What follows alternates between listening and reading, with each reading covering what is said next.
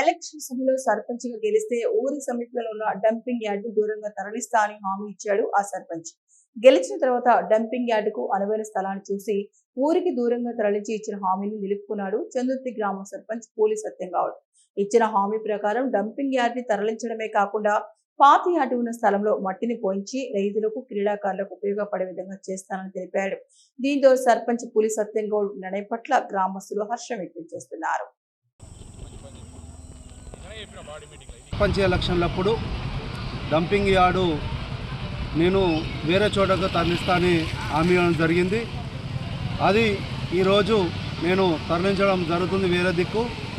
ఎందుకంటే చందుర్తి ప్రజలు కోరిక మేరకు మన డంపింగ్ యార్డ్ను వేరే చోటకు మార్చడం జరిగింది.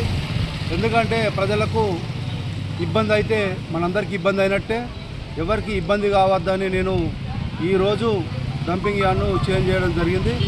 ఎందుకంటే నేను అప్పుడు ఎలక్షన్ అప్పుడు హామీ ఇవ్వడం జరిగింది. ఇంకా అదే డంపింగ్ యార్డ్ దగ్గర మట్టి కూడా పోయించేందుకు నేను సిద్ధంగా ఉన్నా. త్వరలో మాట ఒక 4 రోజులు వారం రోజులలో కూడా దాన్ని నేను పని స్టార్ట్ చేద్దామని నేను అనుకుంటున్నా.